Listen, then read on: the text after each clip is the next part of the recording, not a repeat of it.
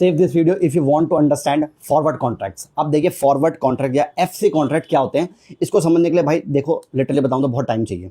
और bank guarantee, cash credit limit, overdraft, ये तो आप बहुत आसान तरीके से समझ जाओगे, बच्चों वाली चीज़ें हैं ये। बट फॉरवर्ड कॉन्ट्रैक्ट में कई चीज़ें हैं जो बहुत कॉम्प्लिकेटेड है। लाइक अब आपको मैं एक एग्जांपल देता हूँ जिससे आप पूरा समझ जाओगे। देखिए आप हो इम्पोर्टर और एक बंदा है एक्सपोर्टर। एक्सपोर्टर बैठा है यूएसए में और आप बैठे हो इंडिया में, ठीक है। अब आपने $10,000 यूएस डॉलर की एक एग्रीमेंट कर लिया कि मैं तुझे 3 महीने बाद $10,000 की पेमेंट करूंगा क्योंकि मैं तुझसे कुछ माल खरीद रहा हूं अपने बिजनेस के लिए, ठीक है। लेकिन आपको पता है there is a certain uncertainty है एक मार्केट में, that is called as currency exchange risk.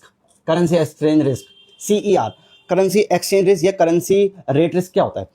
अगर आज $1 की वैल्यू है 85 रुपये, 85 रुपीज़, तो कल को मार्केट में फ्लक्चुएशन हुई, फॉरवर्ड रेट में इधर उधर हुआ या प्रीमियम में इधर उधर हुआ, मार्केट रिस्क हुआ, जियोपॉलिटिकल रिस्क हुआ, कुछ भी हुआ, तो ये जो आपका डॉलर है उसकी वैल्यू बढ़ जाएगी। आपको 88 रुपये देने पड़ेंगे, 90 रुपये देने पड़ेंगे। इसीलिए अपने रिस्क को हेज करने के लिए, हेजिंग मतलब अपने रिस्क को कम करना, अपने रिस्क को ऑफसेट करना। मैं गली में बाहर निकला तो मुझे डर था भाई मुझे कुत्ता ना काट ले या मुझे कोई बीमारी ना हो जाए, मुझे गाड़ी ना उड़ा दे, इसलिए मैंने लाइफ इंश्योरेंस ले लिया, मैंने टर्म लाइफ ले लिया, मैंने हेल्थ इंश्योरेंस ले लिया। इसका मतलब मैंने अपनी लाइफ की एक हेजिंग कर ली, अपने रिस्क को ऑफसेट कर लिया। तो आपने, ये बोरोवर है और ये बैंक है, बोरोवर और बैंक ने FX कॉन्ट्रैक्ट बुक कर लिया, फॉरवर्ड कॉन्ट्रैक्ट।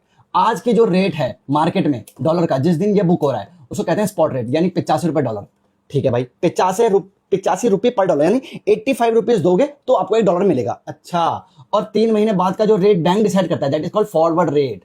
यहीं पे लोग कंफ्यूज होते हैं। 3 महीने बाद का जो रेट आज की डेट में डिसाइड हो गया that is called forward rate. तो बैंक ने बोला 88 रुपये डिसाइड करते हैं। तो बैंक कैसे डिसाइड करता है? बैंक में डिपार्टमेंट होता है जिसका ऑडिट हमने खुद किया है, that is called treasury department. Treasury department देखेगा 3 महीने के अंदर, ये 3 महीने कॉन्ट्रैक्ट है तो 3 महीने के अंदर कितनी फ्लक्चुएशन आई, हर चीज देखी जाएगी। प्रीमियम कितना बुक हुआ, कितने फॉरवर्ड बुक हुए, कितने काउंटर पार्टी रिस्क हुए, हर चीज डिसाइड होती है। तो उसके बेसिस पे ये डिसाइड हो जाता है। तो इसका मतलब 3 महीने बाद बोरोवर 10,000 इंटू 88 रुपये यानी 8,80,000 के हिसाब से बैंक को अपना रुपया देगा बैंक अकाउंट में।